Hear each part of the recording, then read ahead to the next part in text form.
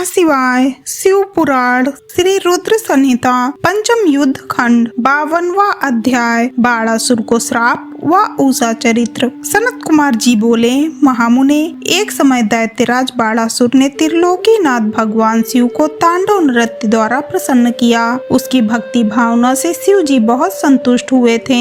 तब उसने हाथ जोड़कर शिव जी की स्तुति करनी आरंभ की। वह बोला, हे महेश्वर, आपके आशीर्वाद से ही मैं इतना बलवान हुआ हूँ। आपने मुझे 1000 भुजाएं दी हैं, परंतु भगवान मैं इनका क्या करूँ? इन 1000 भुजाओं का प्रयोग तो सिर्फ मैं युद्ध में ही कर सकता हूँ। बिना युद्ध के मैं इनका क्या करूँ? युद्ध किए बिना मेरे हाथों में सिर्फ खुजली होती रहती है, और जब मैं अपनी इस खुजली को मिटाने के लिए बड़े बड़े योद्धाओं और दिग्गजों से युद्ध करने के लिए उनके पास जाता हूँ तो वे डर के मारे भाग जाते हैं। जब मैंने पर्वतों को मसलकर अपनी खुजली शांत करना चाहा तो उन्होंने आत्मसमर्पण कर दिया।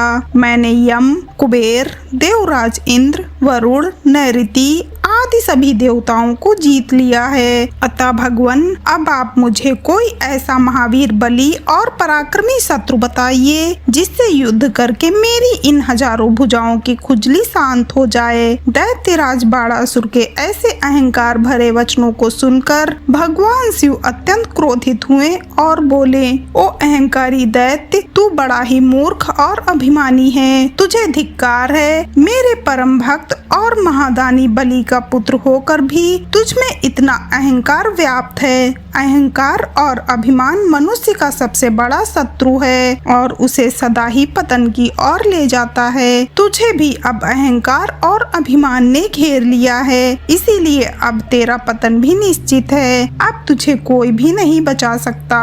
निश्चय ही तेरा सामना अति शीघ्र ऐसे वीर और पराक्रमी से होगा जो तेरी इन गर्वीली भुजाओं को मदार की लकड़ी के समान पल भर में काट कर फेंक देगा। तेरे शस्त्रागार में वायु का भयानक उत्पात होगा। भगवान शिव के क्रोध भरे वचनों को सुनकर भी मंदात बाणासुर पर कोई असर नहीं पड़ा। कहते हैं ना कि जब विनाश का समय आता है तो बुद्धि विपरीत सोचना शुरू कर देती है। इसीलिए बाणासुर को युद्ध के निकट आने का समाचार सुनकर अति प्रसन्नता हुई। उसने सुंदर सुगंधित पुष्पों से भगवान शिव की आराधना की और पुनः अपने महल में वापस आ गया। तत्पश्चात बाणासुर प्रसन्न मन से उस युद्ध की प्रतीक्षा करने लगा और मन में यही सोचने लगा कि भला मुझसे ज्यादा वीर पारंगत योद्धा और कौन हो सकता है जो मेरे सामने टिक सके और मेरी बलशाली भुजाओं को लकड़ी के समान काट कर फेंक सके। बाणासुर अपनी इन बातों में उलझा रहता था। दूसरी ओर बाणासुर नामक दैत्य की एक अति सुंदर एवं गुणवान कन्या थी जिसका नाम उषा था। उषा भगवान श्री हरि विष्णु की परम भक्त थी।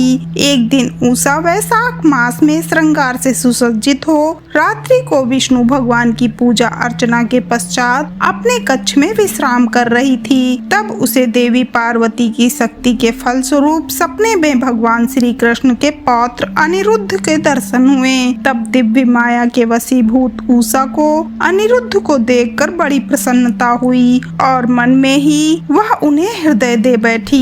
जब सुबह वह जागी तो उसे उसी सुदर्शन युवक का स्मरण हो आया और वह उसके ध्यान में ही खो गई। जब उषा इस प्रकार से सपने में दिखाई दिए उस सुंदर युवक के ध्यान में खोई हुई थी, उसी समय उषा की प्रिय सखी चित्रलेखा उसके कक्ष में आई और अपनी सखी की ऐसी स्थिति देखकर उसने इस बारे में पूछा। तब उषा ने सारी बातें उसे बता दी और कहा कि तुम्हें उस युवक को कहीं से भी ढूंढकर मेरे पास लाना है। यदि तुमने ऐसा नहीं किया तो मैं अपने शरीर का त्याग कर दूंगी। अपनी प्रिय सखी उषा के ऐसे वचन सुनकर चित्रलेखा को बहुत दुख हुआ और वह बोली, सखी, ऐसी बातें मत कहो।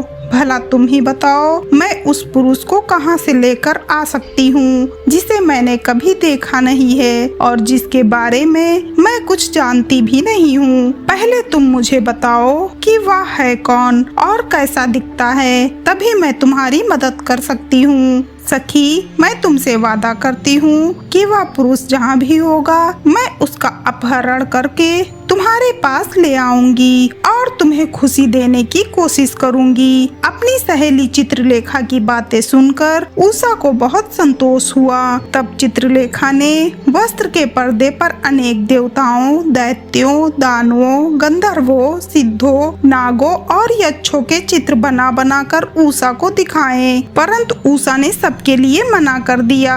तब चित्रलेखा ने मनुष्यों के चित्र बनाने शुरू किए। उसने सूर, वसुदेव, राम, कृष्ण और अनेकों पुरुषों के चित्र बना दिए, परंतु उषा ने हाँ नहीं कहा। तब चित्रलेखा ने नरश्रेष्ठ प्रद्युम्न नंदन अनिरुद्ध का चित्र उकेरा, जिसे देखकर उषा का सिर लज्जा से आवृत हो गया और उसके चेहरे पर लाली छा गई। वह खुशी से झूम उठी। उषा बोली, हे प्रिय चित्रलेखा, रात को जिसने मेरे स्वप्न में आकर मेरे मन को चुराया है वह यही है। मुझे इनसे मिलना है। तुम इन्हें अतिशीघ्र मेरे पास ले आओ, वरना मुझे चैन नहीं आएगा। अपनी प्रिय सखी उषा के अनुरोध पर चित्रलेखा ज्येष्ठ कृष्ण चतुर्दशी की रात को द्वारका नगरी गई और वहां राजमहल से अनिरुद्ध को ले आई। अनिरुद्ध को सामने पाकर उषा हर्ष से फूली न समाई और तुरंत उसके गले से लग गई। जब इस प्रकार देवी उषा ने अपने प्रियतम अनिरुद्ध को साक्षात अपने सामने पाया